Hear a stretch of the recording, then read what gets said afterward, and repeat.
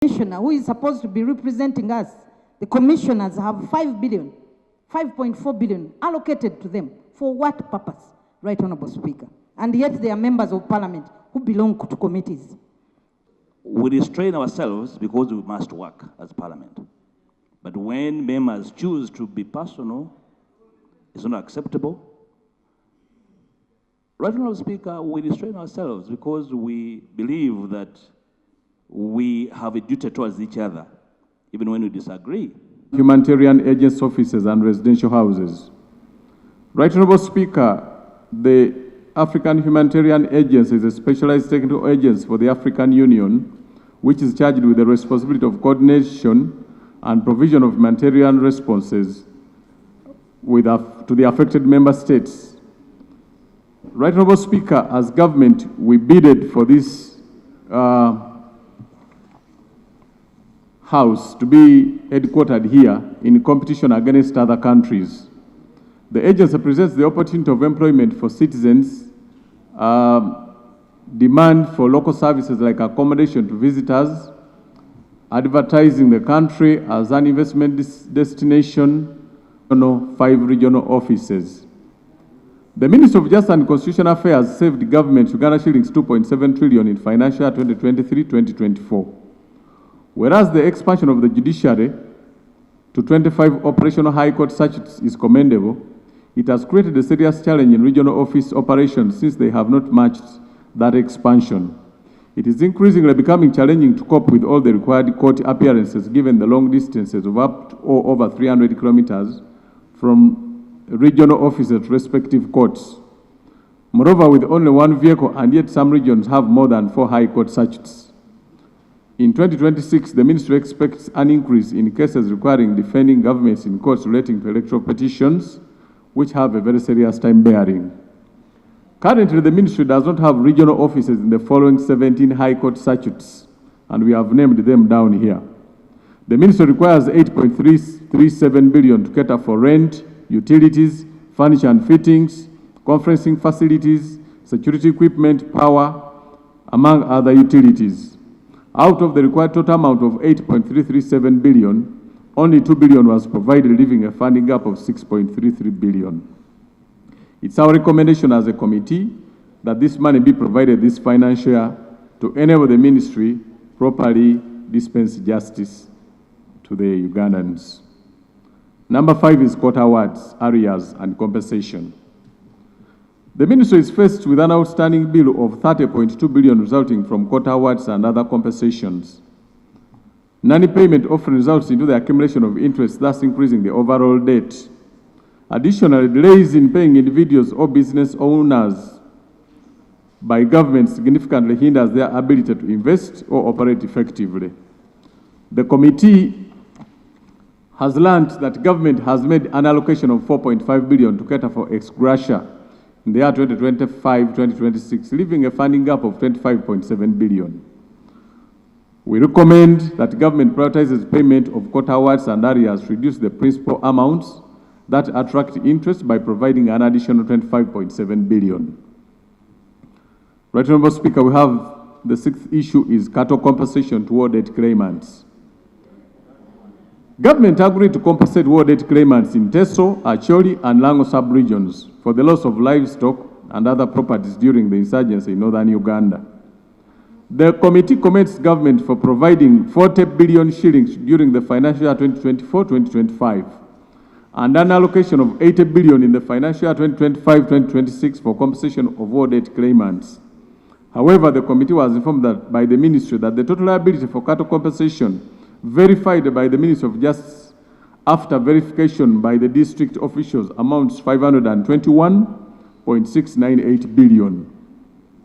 Right Honorable Speaker, this is a very serious political issue in the respective areas, and the committee recommends that the entire outstanding bill of 521 billion be settled during this financial year. Number 7, establishment of comprehensive war debt compensation policy. The committee notes that ongoing war debt compensation scheme is limited or restricted to only 3 sub-regions of Teso, Lango, and Acholi, with no clear timeline on when other affected areas in the country will be included or considered in the process. Therefore, there is a need for the government to establish a war victims compensation fund catering for all war-affected areas in the country. This policy would acknowledge historical injustices, promote healing and reconciliation, and support post-conflict recovery and development in affected areas. The committee recommends that the government establishes a comprehensive compensation policy for all regions that have suffered the effect of war and conflict since independence. Judiciary. 163 operational courts, only 48 are housed in judiciary-owned buildings. Most of the current court buildings are dilapidated and others are premised in customized with facilities for persons with special needs. Some of the gazetted courts cannot operate because of lack of premises. Right Honourable Speaker, the committee recommends that 8.7 billion be provided in financial year 2025-2026 for the renovation of dilapidated court buildings across the country and undertake the construction of courts in the above-mentioned areas to bring judicial services nearer to the people. Right Honourable Speaker, strengthening the adjudication of cases. The committee was informed that the judiciary wants to implement legal representation at the expense of state as per the Judicature Legal Representation at the expense of state rules, which we passed in 2022, and facilitate justice to people who cannot afford legal services in cases which are capital offences. The committee has learned that out of the required 269 billion, only 206 billion was provided, thereby leaving a funding gap of 63 billion. The committee recommends an additional 63.9 billion be provided this financial year to strengthen the adjudication of cases by enhancing judicial capacity, expediting case backlog clearance, and improving access to justice across the country. Right Honourable Speaker, strengthen the use of alternative dispute resolution. The committee has noted a funding gap of 8.81 billion during financial year 2025-2026 to strengthen the use of alternative dispute resolutions mechanisms with the aim of promoting faster, cost-effective resolution of disputes during reducing the burden of formal court processes. We recommend that this money be allocated. Right Honourable Speaker, the committee noted there is need to provide transport equipment to facilitate adjudication of cases. Out of the required total amount of 18.46 billion, only 17.46 billion was provided, thereby leaving a funding gap of 1.41 billion. The committee recommends that additional 1.41 billion be provided to the development budget of judiciary to procure transport equipment and a boat to improve dispensation of justice and access to justice in island areas. Automate more courts to eliminate delays in the management of cases. Right Honourable Speaker, out of 49.23 billion required, only 24.9 billion was provided for automation of court systems, leaving a funding gap of 25.141 billion. This shortfall will affect the effective implementation of the planned activities. We thus recommend that an additional 25.141 billion be provided during this financial year to cater for that shortfall. The concern on accumulation of bail funds by the judiciary from 16.17 billion in financial year 2021-22 to 24.291 billion in financial year 2024-2025. The committee proposes that bail amount should be refunded immediately after conclusion of the trial, provided the accused person complies with court conditions. The committee recommends that the person should be paid his bail fund immediately after the conclusion of the trial, whether on conviction or acquittal. Right Honourable Speaker, we go to Inspectorate of Government.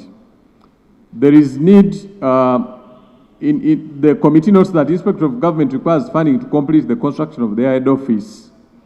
The total project cost of the IG head office is 107.9 billion. By end of this financial year, the total expenditure is expected to reach 64.808 billion. In order to conclude the project within the allocated period of time, the IG requires 43.92 billion. However, only 20.57 has been allocated, leaving a funding gap of 22.535. The committee recommends that the IG receives the 22.53 billion to cover the funding gap. Additional wage recruitment for framework of parliamentary commission as per the budget call circular, was less than approved budget by 60.14 billion. This reduction of the budget should be rectified by uplifting the MTEF. We are aware, Right Honourable Speaker, that this is a statutory budget, and we do not want to dissect too much details. We believe that this discussion shall be concluded to cover the wage shortfall, the non-wage recurrent shortfall, and the development budget shortfall for the Parliamentary Commission. Electoral Commission. Administrative units elections. Right Honourable Speaker, in summary, under Electoral Commission, there is a shortfall. The committee recommended that the Ministry of Finance, Planning and Economic Development should prioritize and allocate 58.134 billion in the coming financial year to facilitate for effective organization and conduct of the elections of administrative units and women councils. Then there is a funding gap on continuous voter education, which is a very paramount requirement when it comes to this election cycle. There is also need for wage enhancement and remuneration of staff and operations in the new electoral districts.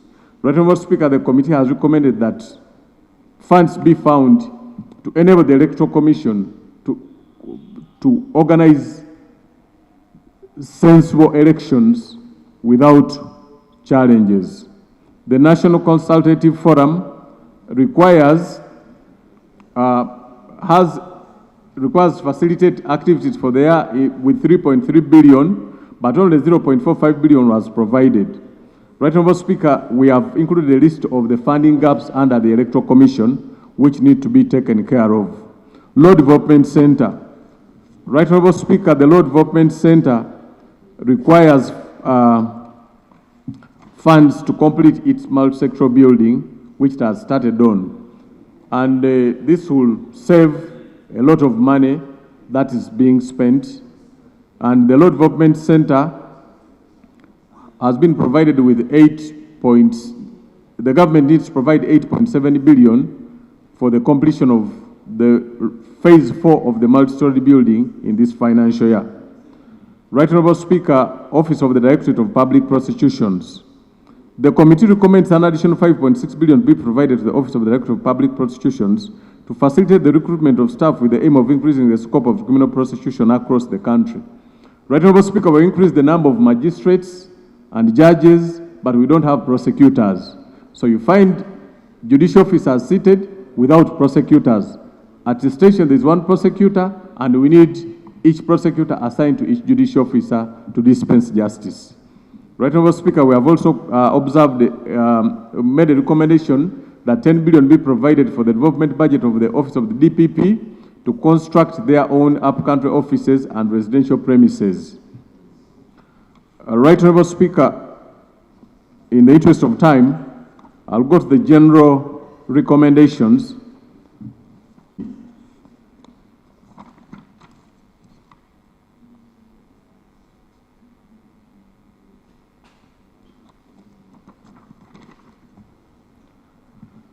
Right Honourable Speaker, the committee observed in most of the MDAs that all the MDAs that we dealt with, the committee knows that all the MDAs budget for HIV/AIDS-related activities which fall under the mandate of the Uganda AIDS Commission, all HIV/AIDS-related budget allocations across MDAs, we recommend should be consolidated and rechanneled to the Uganda AIDS Commission, which has the mandate to coordinate and manage the national HIV response. This will enhance efficiency, reduce duplication, and ensures a more streamlined and impactful use of resources. Number two, Right Honourable Speaker, the committee observes that MDAs often focus their attention or efforts on supervising the construction of their office buildings, which is not their core mandate. This function could be more effectively managed by specialized entities such as the Ministry of Works and Transport or National Housing and Construction Company. The construction of all government office buildings should be centralized under the Ministry of Works and Transport, which poses highly skilled and competent engineering staff. This will enhance quality control, ensure adherence to standards, and promote cost effectiveness through centralized planning and oversight. This is in a bid to cut down on government expenditure and avoid double budgeting, which is a waste of taxpayers' money. It will also be helpful to align with the program-based budgeting, since some of these activities or programs do not form part of the core mandate of the respective agencies that had budgeted for these programs. In conclusion, Right Honourable Speaker, honourable members, in light of the above, it's the prayer of the committee that this House adopts this report and approves the budget estimates that incorporate the committee's recommendations for the respective votes for the financial year 2025-2026. I beg to report, Right Honourable Speaker. Thank you, Honourable Chair. This is a minority report, and the foundation is laid under paragraph 1, introduction, that I would like to skip because of time. The gist of the dissent in the minority report under paragraph 2 is the fault line in the program-based budgeting approach. The main argument in favor of the program-based budgeting approach is to ensure direct linkage between planned expenditure and results for improved service delivery. The committee was informed that targets and indicators were set and imposed on the entities from the NDP. This lazy approach of merely filling in the target outputs and indicator columns makes it difficult to assess the actual performance outcomes of the entities. For example, the Office of the Directorate of Public Prosecution set a target in numbers of prosecuting 120,000 criminal cases and 80,000 appeals. This approach puts pressure on the Office of the Directorate of Public Prosecution to prosecute high number of cases in order to meet the set targets, even when the cases do not disclose any offense and is worthy of prosecution.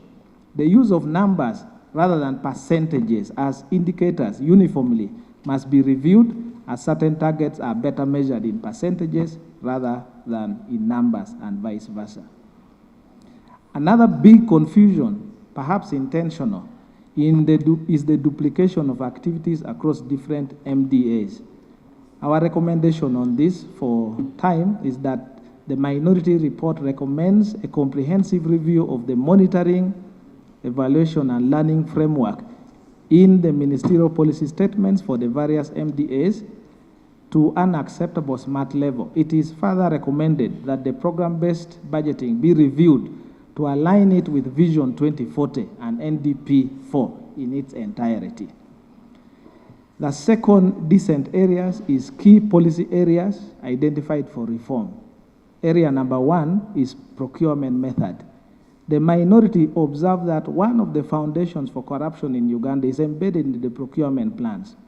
The following procurement methods feature prominently across all the 11 entities: quotations, direct procurement, restricted biddings, individual consultancies, micro procurement. These procurement methods are carefully spread across different budget items, segmented to circumvent the full intent and import of the PPDA law for purpose of eliminating best practices in procurement such as fairness, competition, transparency, integrity, value for money, and accountability. And the whole purpose is to facilitate corruption. The minority recommends that Parliament rejects the approval of these procurement methods per budget item or departmental level. Procurements should take into consideration the aggregate worth of the items being procured, and PPDA is invited to urgently review the guidelines to prohibit this ploy within government. B is on consultancies. It is the observation and finding of the minority that consultancy services is gaining prominence in government expenditures at a huge cost. The government is capable of employing directly any skilled personnel it requires, just as it does with consultant doctors at Mulago. Specialists in areas of engineering, architecture, surveying, research, law, etc., for example, can be employed permanently within the MDAs to perform those tasks that consultants do at a much cheaper cost. The minority recommends that Parliament bans the practice of procuring consultancies and instead move for recruitment of staff on permanent basis with a pool of skills for the different fields to provide services to government in areas of need. Point number C on motor vehicle.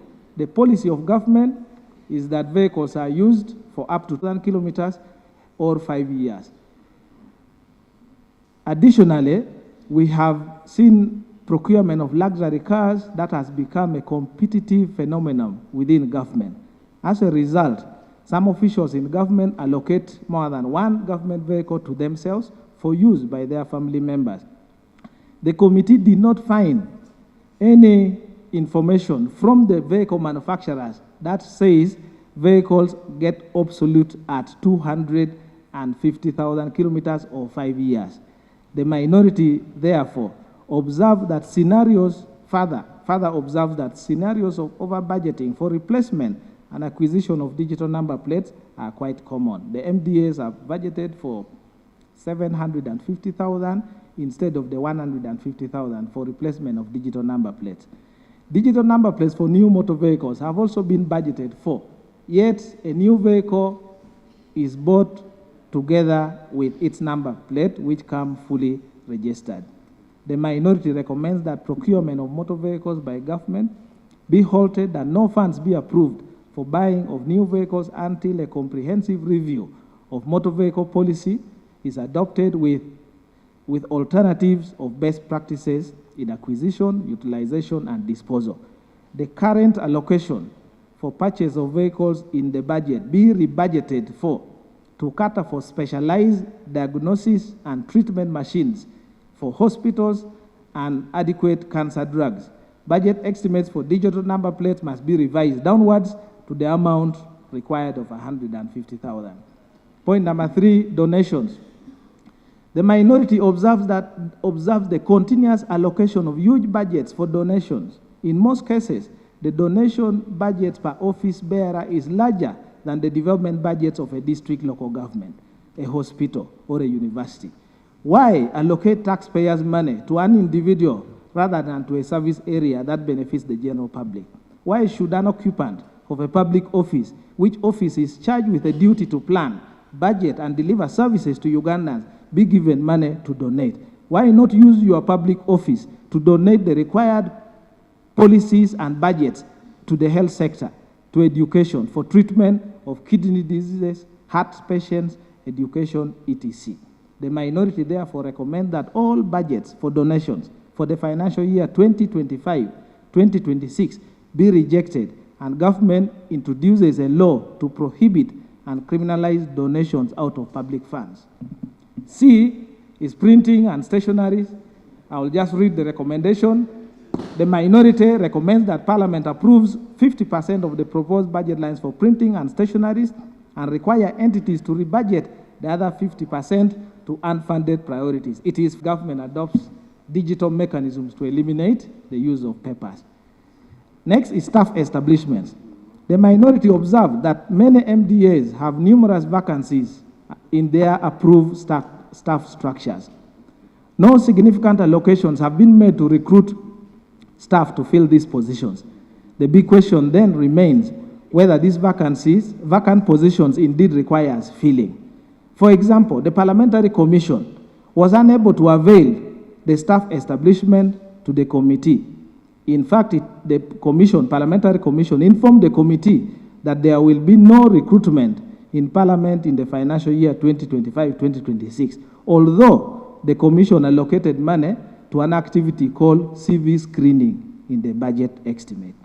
It is also observed that Parliament is saturated with general administrative staff rather than skilled expertise. This is according to the NDP4 report, required to support quality legislative output. Similarly, the under-deployment of highly skilled personnel staff in Parliament is worrying and is a recipe for attrition. In other jurisdictions, like in the United Kingdom, Parliament recruits and deploys persons with high level of education and experiences to support legislative work. The recommendation by the minority is that a comprehensive review of staff structures across all MDAs be taken with a view to ascertain the required level of staffing for each. Additionally, all MDAs, including Parliament, and without exception to any, should resume the best practice of advertising vacancies available and stop non-competitive recruitment methods based on alien considerations. Furniture and fittings. The recommendation is that government holds budgeting for furniture and develops a new policy on procurement of furniture with a view of creating uniformity in standards. The proposed budget for furniture and fittings for this financial year be rebudgeted to enhance salaries of primary school teachers. C, the next one is buildings. It is noticed that the MDAs are either constructing or have planned to construct new offices and residential buildings. Other MDAs are as well in the process of buying land. It has been observed that many buildings have unduly delayed, with others spanning as many as 10 years. The following buildings: the IGG building, the new Parliament Chamber building, the JLO's house, are all behind schedule. With some, like the Parliament Chambers, it was not even possible for the committee to verify the progress as reported. All previous attempts by the committee to visit the new chamber buildings were denied. The question is, what is that which is being hidden, yet an additional 20 billion is planned? The irony of all this, therefore, firstly is to ask the question, what happened to government buildings used by the past governments? Secondly, why is government happy to gift free land to private individuals around Kampala and turn around to require the taxpayers to pay to buy more land? The recommendation: the minority recommends that approval of budgets for acquisition of land be withheld until government avails to Parliament the full inventory of all public lands in Uganda. Further, no funds should be approved for the new buildings anywhere until all buildings currently under construction are fully completed. It is further recommended that stalled and delayed buildings should be inspected and audited by the relevant authorities to establish the facts, and appropriate recommendations be made before money is approved. Seminars, meetings, and workshops. It appears the MODAS is organizing seminars, workshops, and meetings while offering zero service to citizens. Compared to other countries in East Africa, the government of Uganda is a leading convener of workshops, seminars, and meetings on a daily basis, whereas in Kenya, for example, it is the private sector that leads in hotel booking for workshops, seminars, and meetings.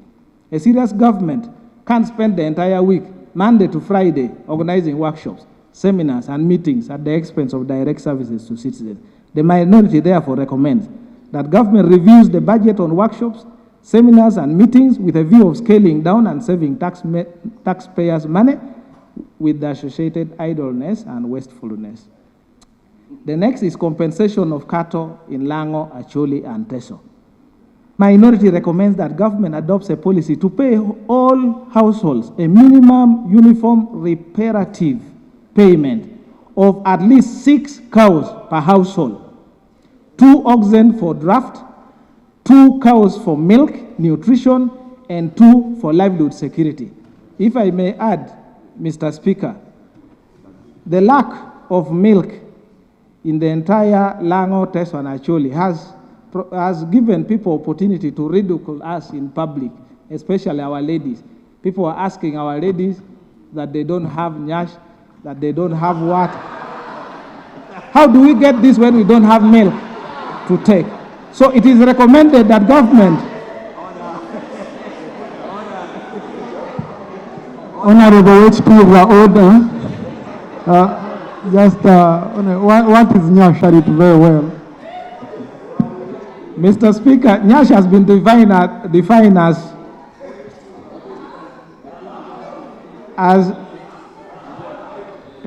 has been defined as that body part capable of producing water. And it's because of milk. It is also recommended, therefore, Mr. Speaker, Jonathan. The minority recommends that government adopts a policy to pay all households a minimum uniform reparative payment of at least 6 cows per household. I've mentioned 2 for plowing, 2 for milk, 2 for nutrition. In phases, it is also recommended to government to appreciate the missed opportunities out of the deprived ownership of the cattle, and government should offer special affirmative action for Lango, Teso, and Acholi in the areas of higher education. Next is funding of committees of parliament. The minority observed that funding for the oversight function of Parliament through committees have been under budgeted for at 25 billion shillings for a total of 28 committees. In essence, committees of Parliament which are constitutional have been allocated significantly lower budgets in comparison to certain individualized positions. Each of the commissioners of Parliament, for example, have been allocated personal to holder expenditures of 1.372 billion shillings, in total 5.488. The minority recommends that budget estimates of Parliament be reviewed to free more funds for committees. It is further recommended that Parliament provides a budget to committees and that budget be ring-fenced for exclusive expenditure of the work plans of the committees to avoid the repeated encroachment and misuse of funds. The other key departure area which I would like to highlight is on activities and budget estimates that have been proposed for rebudgeting, and I conclude. The minority has observed that ministries, departments, and agencies have opted to budget for activities that do not form their core mandate. Parliament is invited to diligently scrutinize all the budget lines to eliminate unjustified budget allocations. In principle, the minority recommends to Parliament not to approve any further request for additional funding, as stated in the majority report, until all MDAs revise their budgets accordingly. Without prejudice, the minority provides the following hints and highlights to Parliament on the budget estimate extracted from the ministerial policy statements that are questionable and justified and inappropriate. First is vote 007, Ministry of Justice and Constitution. Following items: medical camp, condom education, distribution and correct consistent use, promotion of condom, physical exercise and training of human resource, HRM in professional courses, has been advised for review, and those resources available to the same entity to reallocate to a more pressing issue.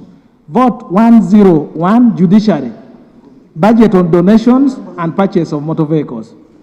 Vote 102, Electoral Commission, the 45 billion shillings for sharing among 7 political parties with representation in Parliament. There is non-adherence to Section 14A(b) of the Political Parties and Organizations Amendment Act, which provides for equal sharing. It is recommended that the 45 billion be rebudgeted to cater for critical areas such as funding to Uganda Cancer Institute, Uganda National Organ Transplant Council, salaries for teachers, medical workers, policemen, soldiers, prison warders, etc. It is further recommended, especially for political parties with more than 20 million registered members, to collect membership fees from their members to finance their activities. Vote number 103, Inspectorate of Government. Uganda shillings 58.6 million under Inspectorate of Government for the activity termed condom distribution, and the reason is that condom distribution can be rationalized at no cost. Vote 133, Directorate of Public Prosecution, 30 million shillings for prayers, 50 million for planting trees, and 2 billion shillings for security. I would like to provide, in agreement with the main report on security, entities are spending a lot of money to budget over for payment of security. And I ask the question, who guards the police station if every entity is now asking for additional money to pay security officers to guard them? So who guards the barracks? Who guards a police station? In other words, if you aggregate all the money in the budget, I'm not talking of the 11 government spending, it can enhance salaries for police officers and the level of security can be upgraded. Vote 106, Uganda Human Rights Commission. The budget line consultancy at 1.2, which was not justified. Smartphones, because they were also buying tablets. So smartphones and tablets can use the same thing. We allowed them to buy. Honorable, conclude, because now you've gone so much into explanation. Oh, okay, and portraits of the president. Now, 104 Parliamentary Commission. These are the budget lines available for review. The one of 5.48 billion for commissioners of Parliament. I've told you the formula of sharing. 10.9 billion for public relations and cleaning the image of Parliament. Let's just do the right thing, our image will be done. We don't need to pay somebody to clean. I don't know how they are going to clean that. 3 billion shillings for research. The following offices: Office of the Speaker, Office of the Deputy Speaker, Leader of Government Business, Leader of the Opposition, a total of 37 billion shillings, way more than 28 provided for committees to do work. This budget should be reviewed. Screening of CVs, 12 million shillings. Parliament is not going to recruit, so we don't need money for somebody to screen CVs. There is money allocated for engagement with CSOs. It is not the responsibility of Parliament to engage with CSOs and even fund them. Training of local government and exposure visits. And lastly, additional funding of 52.86 for activities such as modification of toilets at the south gate of Parliament. The last one is on Judicial Service Commission. I've listed them. In conclusion, the minority humbly pray that this report finds acceptance in the conscience of the honorable members and accordingly be adopted in its entirety, in so just and faithful a manner as to promote the honor and glory and to advance the good for all Ugandans in whose interest Parliament is committed to their charge. It is so humbly reported, and this report is signed by one member who presented the report. I thank you so much, Right Honourable Speaker. Thank you. Thought the purpose of why these reports are brought here is for us to either agree with the committees or not. And that's the whole reason why the minority report comes in, because there was disagreement. So I think there is nothing wrong with members discussing, just like we did for the Health Committee report, and said we must find money for the PET scan. So I want to entirely agree with the minority report on some of these, expenditures that create alarms. Just yesterday you saw, most of you saw the online news that commissioners had allocated themselves 500 million shillings. So if we don't discuss our own budget, at what point? We don't want a scenario, Right Honourable Speaker, where we shall be told again that you passed this. We still have a pending... But Honourable Sir, I didn't give my opinion, okay? I told you your own law. If it was my opinion, okay, you would just let me get you your own law. So if it, then you would say, Right Honourable Speaker. And I'm not saying you don't even discuss, but this is Article 155(2) of the Constitution. 1, financial estimates. 2, the head, 1 talks of the President shall be prepared and laid before Parliament in each financial year, the budget and that estimate. 2, the head of any self-accounting department, commission, organization set up under this Constitution shall cause to be submitted to the President at least 2 months before the end of each financial year estimates of administrative and development expenditure and estimates of revenue of the respective department, commission, or organization for the following financial year.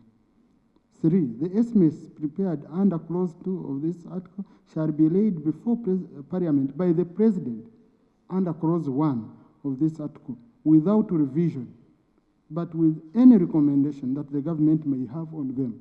So they will come here. You get it, Honourable Sarah? The President will raise them here. Then when he raises, we look at his notes and you make your recommendations.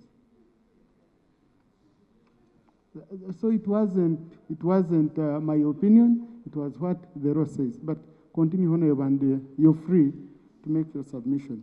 Query is that at what point do we get to make an input in our own budget? Because as you can see, most of us do oversight work and there is no payment made. It's pending. And then a commissioner who is supposed to be representing us, the commissioners have 5 billion, 5.4 billion allocated to them. For what purpose, Right Honourable Speaker? And yet they are members of Parliament who belong to committees.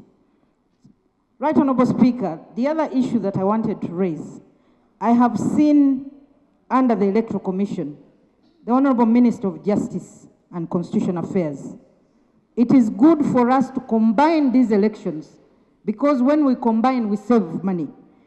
As you can see, 57 billion shillings will be spent when we merge the election of women councils together with other administrative units. If we do them separately, I believe it can be done. Right, Honorable Speaker, the Minister of Justice should also tell us, we have been talking about the constitutional reforms. Now we are seeing a budget for Electoral Commission, 700 billion is being provided. Is this money adequate? I heard the Electoral Commission saying they don't have adequate budget to actually conduct the next year's election. Is this money sufficient? If it is not sufficient, how are we proceeding? Are we going to do away with these elections or what? Or extend or find additional money? What is it that is in stock for us? Minister of Justice also tell us, when are we having the constitutional reforms? Right, Honorable Speaker, we've never gone into an election without reviewing our laws. What exactly is happening this year? Can we hear from the Minister of Justice and Constitutional Affairs? Thank you. Thank you. Honorable, you took more than 4 minutes. Yes. Thank you very much, Mr. Speaker. First of all, Mr. Speaker, allow me salute the one man is Ame. Because our colleagues already got enough problems. I don't want us to pile problems on them. Because I heard that each commissioner is getting 1.3 something billion. Honorable colleagues, the budget is not for commissioner, it's for the commission which we have as a secretariat within Parliament. That's the money where we have money, for example, for paying assistance of MPs with disabilities. That's where it comes from. That's a money, that's where travel also is, okay? And honorable colleagues, commissioners, there is nothing this commission has introduced that wasn't in the previous commissions. Yeah, it just came here. But what I can guarantee, honorable colleagues, is that there is no special allowance beyond the regular allowances or special facility beyond the regular what the commissioners have been getting over years that is provided for in this budget.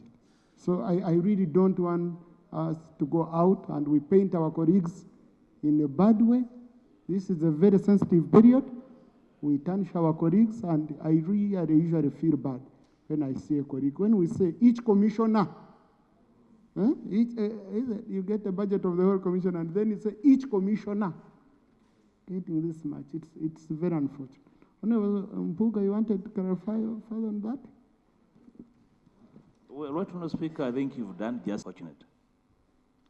If as a House we miss an element of cutters towards each other, then we have no business being colleagues in this House.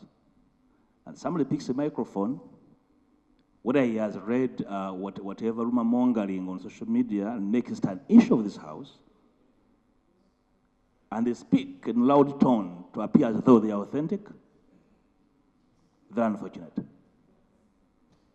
A member said that he has even a sharing formula, and you member of Parliament, what's your name? Very unfortunate, Mr. Speaker. I thought, while we want to make Parliament accountable, we should never miss out on cutters towards each other, even when we disagree on how Parliament works. It's very unfortunate. We restrain ourselves because we must work as Parliament. But when members choose to be personal, it's not acceptable. Right, Honourable Speaker, we restrain ourselves because we believe that we have a duty towards each other, even when we disagree. I can address you disagreeably, but honorably.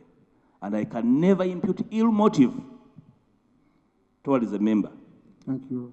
Right, Honourable Speaker. And that I request really members should try. I cannot order them, but restraint. You cannot get a vote on my back that you won't be voted because you spoke so much about what you can't clarify. Right, Honourable Speaker, I chair the Commission Audit Committee. If I rose to say you did this, you did that, people will take flight. But then I understand as a leader why Parliament works the way it does work. And therefore, self-restraint. You can question, But you cannot say you have no capacity to understand. If you have no capacity to understand, then you have no business being here. I thank you. Thank you.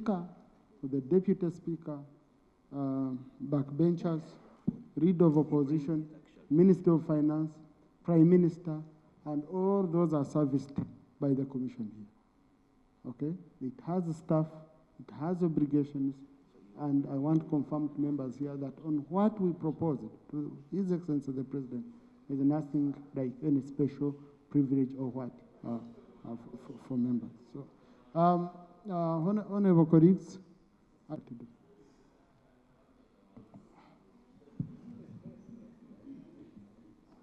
Mr. Speaker, sir, all our responses and answers are on record with the committee. There is no issue we did not deal with. Secondly, you stated clearly the constitutional provision relating to the budget. In effect, the President is really the Minister of Finance.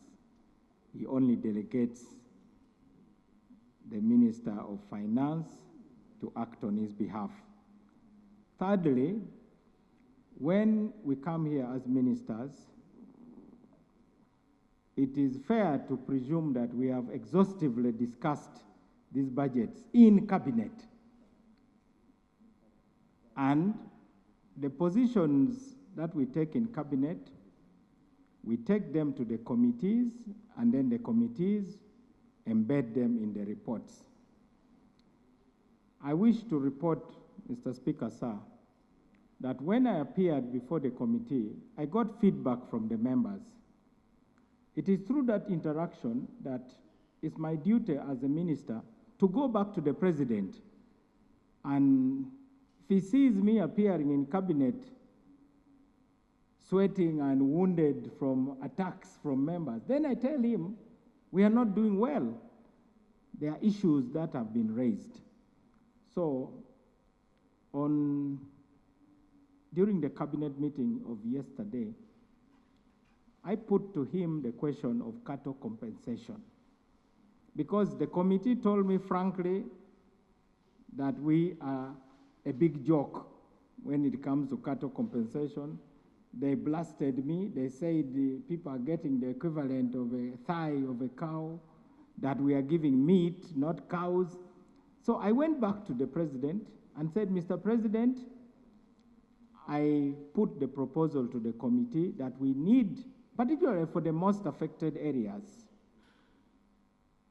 namely Teso, Lango, and Acholi. And Mr. Speaker, this is not to say the other areas don't deserve compensation. They do deserve, but Mr. Speaker, this situation is like a hospital. In a hospital, we have got the intensive care, we have got the high dependency, we have got the general ward, we have got outpatients, and some of the people in outpatients, you even find them smoking in the compound. They are asking, what time is the doctor coming? While in the intensive care, patients are dying. They are all patients, but the degree of affliction differs. I want to state clearly that in the cabinet, all the other areas were mentioned, the places that deserve attention. I wish to report, Mr. Speaker, sir, that based on the motion I moved in cabinet, the President has agreed that the budget will be 150 billion, and it will be shared equally in the 3 sub-regions to deal with the intensive care. It doesn't mean there are no other patients, because they are... Honourable Minister, I don't have much time, please. Conclude. I do believe, Mr. Speaker, sir, that this being about the budget and this being about priorities, it is our duty to keep persuading the President to change his mind. I want to thank the chair of the committee and members of the committee that you have been very persuasive. And even those who, for instance, author minority reports like the Honorable do, he is extremely, some of his concerns, of course, are based on genetics and I doubt whether they, I think we wish to salute the spirit in which we engage with the committee. So Lango, Acholi, and Teso will each get 50 billion because the real Minister of Finance, who is the President, has accepted your recommendation, which we discussed. Thank you, Mr. Speaker. Thank you. I'm giving 2 minutes each. Honorable Jonathan. I want to put on record that the issues that emerged in my report were all picked out of deliberations on the ministerial policy statements. And on the issue of donation, I was not meaning prohibiting anyone donating out of their private pockets. I wanted to deal with the institutional nature of donations. If I compute the figures for the entire budget, which I'm going to do, I've done only for the 11 entities. It's alarming, and I had this morning members asking for money for cancer, PET machine, for all this and that. That's the spirit in which I was saying that if we allow entities to keep budgeting, and for you, you're focusing on the top people, but even at the lower offices now, there are donations budget, and I invite your attention to scrutinize that. That's the spirit in which I raised that. On the issue of compensation, the ministry had proposed to ask compensation of Lango, Acholi, and Teso. The committee could not open up and go to other areas. Otherwise, as a nationalist and as a member of the Congress, UPC, would love to be everywhere. And I would propose that everywhere we should have compensation if it is possible. I also must add that Lango, Teso, and Acholi, there were court cases. The compensation, most of them arose out of court cases that were decided. And these were 3 or 4 different court cases. But the minister has already assured us on how the other compensations would be handled. Somebody mentioned about consultancies. Let me explain briefly. In Mulago, you have a consultant surgeon, neurosurgeon, a consultant for the heart and etc. If you see the amount of money allocated for consultancies, and you referred yourself to that you worked in the NGO, I did for 15 years at the top executive at the NGO. I understand what consultancies are all about. So what I am saying is, instead of, if you aggregate all the monies for consultants, even for construction, for supervisory works in construction. And lastly, Mr. Speaker, I just want to plead that if it pleases the Commission, organize a meeting, a closed-door meeting with members, with the budget, and we speak heart to heart. I don't want to answer, but do that. I challenge the Commission. Organize a closed-door in the conference hall with the budget. We look through, and then we make a decision as members of this House. Thank you very much. Thank you. Honorable Taylor. Members for holding on up to this time to complete this report. Right Honourable Speaker, the Honourable Yusuf Mutambi raised the issue of the magistrate courts at constituency level. For the record, it has not been implemented, and that's part of the money that we are proposing in this budget to be added to enable them have courts at that level. But it also calls for construction of court premises in those areas, which we have not provided money for. Right Honourable Speaker, I thank you for the invitation to respect the parliamentary chambers. It's been an issue that has brought concern. We didn't want to report the Lubowa way, but I'm glad this invitation has been extended. And it actually came last week when we met with the Commission. So alongside other members, we'll organize a day and join you, and then we inspect the parliamentary premises to establish the physical progress. But we are also alive to the explanation that has been given and the new interventions that you have made, especially payment of contractors from the source, a method which was adopted by Ministry of Finance to complete their premises, and we believe that we're on the right track. We should have our premises concluded. Honourable Speaker, on the issue of compensation, the Teso area had court cases, but the Acholi and Lango was a settlement out of court and a commitment by the President. Yeah, Honorable, just let's leave it at that. The minister has clarified well. You got more money for the item, so. Okay. I want to thank the Honourable Minister for the additional effort to raise to 150 billion shillings. That will enable each of the 3 sub-regions to have 50 billion, which will give us a proper foundation. The original arrangement was that the money be scattered in 3 financial years in equal shares, and it was slightly shy of 150 billion. I want to thank you for that effort, for the increment. Honourable colleagues, the Parliamentary Commission budget is our budget. Whatever the details that are in there, I have always implored you to have this discussion in-house to avoid unnecessary hullaballoos that come, especially with misinformation. And once we have that, then we can come out in the open. It's very important to have it in the public for everyone to know what is there. But after it has been harmonized, being a statutory budget of its nature. I thank you so much. Thank you. Honorable colleagues, there is audited by the Auditor General. The report is available to you. The budget is available. So we are just waiting for the President to conclude. What I didn't want was really to impute bad motive on commissioners, because, you know, whereas we can explain here, someone can say, oh, they have discovered. Now commissioners last time got 500, this time they are getting 1.3 billion. And we are in a very sensitive period, honorable colleagues. Colleagues, I now put the question that the report of the Committee on Legal and Parliamentary Affairs on the Ministerial Policy Statements and Budget Estimates for financial year 2025-2026 be adopted with proposed amendment. Those in favor, sign to the contrary, nay. The ayes have it.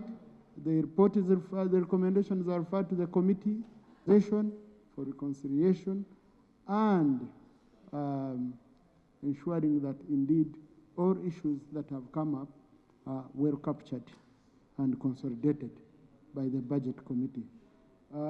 Honorable colleagues, House adjourned to tomorrow at 2 p.m.